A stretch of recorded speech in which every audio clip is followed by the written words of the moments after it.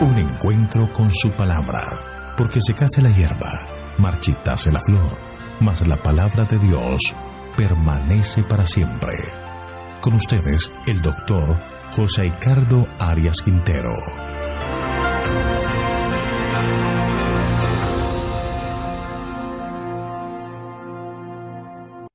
Hoy vamos a estudiar Mateo capítulo 9, parte final, la mies es mucha. Te invito a orar.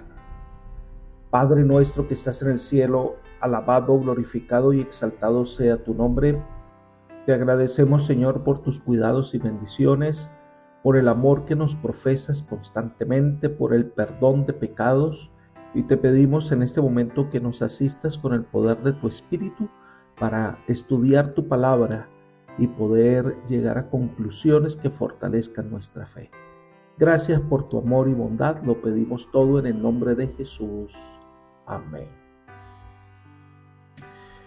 Llegamos al final del capítulo 9 de Mateo, un capítulo que nos ha ilustrado acerca de cómo Dios ama, cuida, bendice y sana el corazón de las personas. Y en esta última sección viene a hablarnos de la misión del Mesías. Leamos Mateo 9, versículo 35.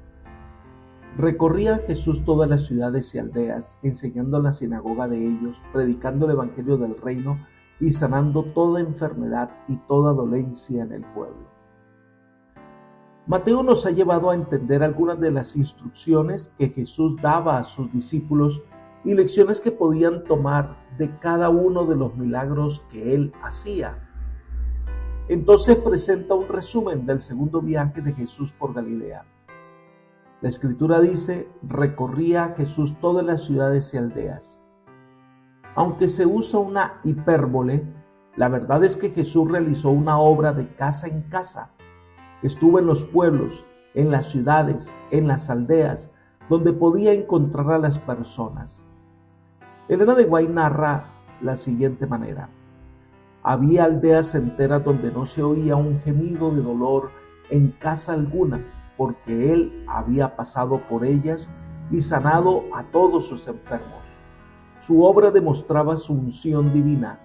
En cada acto de su vida revelaba amor, misericordia y compasión. Su corazón rebosaba de tierna simpatía por los hijos de los hombres.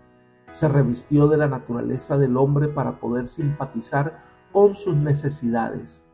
Los más pobres y humildes no tenían temor de allegársele.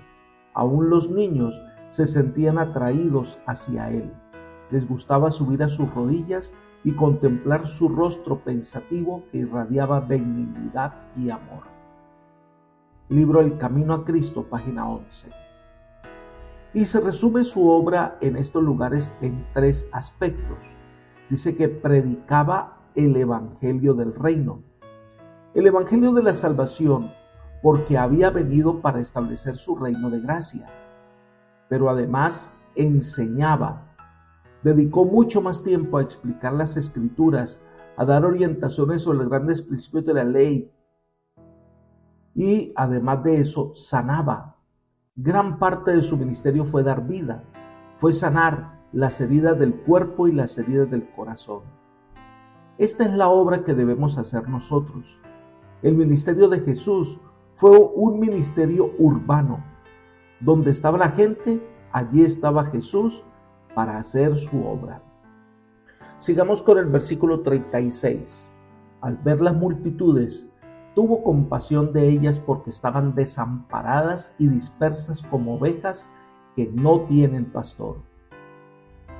Los estudiosos llegan a la conclusión que esta es la manera en que Mateo comienza el relato del tercer viaje misionero de Jesús por Galilea y lo ubican al finalizar el año 29 y los primeros meses del año 30. Poco es lo que se dice acerca de lo ocurrido en el viaje, pues casi todo el relato tiene que ver con las instrucciones que Cristo dio a los discípulos antes de mandarlos a predicar. En el tercer viaje, los 12 debían salir de 2 en 2, aplicando los principios que habían observado en el ministerio de Jesús. Mientras los 12 estaban así ocupados en este ministerio, Jesús salió acompañado por muchos otros discípulos. La referencia a las multitudes es otra razón por la cual Cristo envió a los 12. Lo que se le había exigido a Cristo en el segundo viaje demostró que los obreros eran pocos. La tercera gira significó una importante extensión del ministerio de Cristo. Dice el pasaje que al ver la multitud tuvo compasión de ellas. La primera motivación divina es su compasión por la raza humana.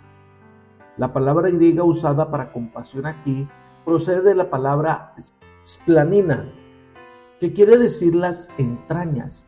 Así que se describe la compasión que le conmueve a uno en lo más íntimo de su ser.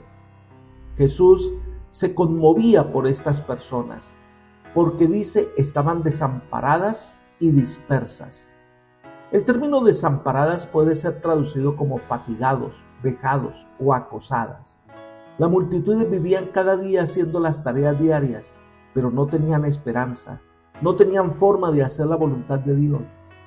Además, las describe como dispersas. En su voz pasiva, la que se emplea aquí significa ser echado, estar abandonado, estar postrado o en tierra. Al parecer, toda la gente estaba tan decaída y se sentía tan abandonada que ya no realizaba ningún esfuerzo por mejorar su condición religiosa. Les parecía que ya no había esperanza. Jesús tiene compasión porque son ovejas que no tienen pastor. Los líderes judíos que deberían dar fuerzas para vivir estaban desconcertando a las personas con argumentos sutiles acerca de Él que no ofrecían ni ayuda ni consuelo. Cuando deberían estar ayudando a las personas, se mantenían en pie, estaban doblegándolas bajo el peso insoportable de la ley de los escribas. Les ofrecían a las personas una religión que era obsoleta y era un obstáculo en vez de un apoyo. Debemos recordar siempre que el cristianismo existe no para desanimar, sino para animar, no para doblegar a las personas con cargas, sino para hacer que se remonten con alas como las de águilas. Los encargados de la grey del tiempo de Jesús eran más que asalariados, y cuando vino el buen pastor, encontró que sus ovejas estaban abatidas y dispersas. Sigamos con los versículos 37 y 38. Entonces dijo Jesús a sus discípulos: a la verdad, la mies es mucha, pero los obreros pocos. Rogad pues al Señor de la mies que envíe obreros a su mies. Al comentar este pasaje, Berkeley afirma: aquí tenemos una de las cosas más características que dijo Jesús. Cuando él y los líderes religiosos de su tiempo miraban a las multitudes de personas normales y corrientes, las veían de manera completamente diferentes. Los fariseos veían a la gente normal como paja que no servía para nada más que para quemarla. Jesús los veía como una cosecha que había que recoger y poner a salvo. En su orgullo, los fariseos esperaban la destrucción de los pecadores. En su amor, Jesús murió por la salvación de los pecadores. La Escritura comenta que es la mies es la cosecha, está lista para ser recogida. Había buen grano en cantidad, pero aquí hay una gran verdad: la cosecha no se ciega sola, para ello son los segadores, los que recogen la cosecha. Jesús necesita personas que se dispongan a recoger la cosecha. Esta es una de las grandes verdades que mueve a la iglesia, la gran necesidad hoy de los segadores que vayan a recoger la cosecha del Señor. Cuando son pocos los obreros para segar una abundante cosecha, es inevitable que se pierda buen grano en gran cantidad. Hasta ese momento, solo un grupo de cosechadores evangélicos había estado en el campo juntando el grano para el reino de los cielos. Ahora resultaba evidente que si no se hacían planes más amplios, la mayor parte del grano, aún en la pequeña región de Galilea, nunca podría ser juntado. Pero es abrumador ver tanta cosecha lista para regar y pocos los obreros. ¿Cuál es la solución? Jesús dice: orad al Señor de la mies para que envíe más obreros a su mies. Ante la cosecha tan grande y los pocos cosechadores, deben rogar al Señor de la mies para que envíe más obreros. No es que el Señor no se preocupe por falta de obreros o que no se diera cuenta, pero los discípulos debían orar para que se pudiera convencer de su responsabilidad personal de hacer frente a esta necesidad. Recordemos que la oración no es para informarle a Dios, sino que nosotros lo necesitamos para entender la voluntad de Dios y podamos responder a sus propias oraciones. Pero la oración sola no es suficiente. Se debía orar y salir a trabajar. Apreciado amigo y hermano, los obreros que el Señor necesita somos todos nosotros. Lo que el Señor necesita es que podamos colocar nuestros dones en las manos de Dios para seguir su obra en la tierra.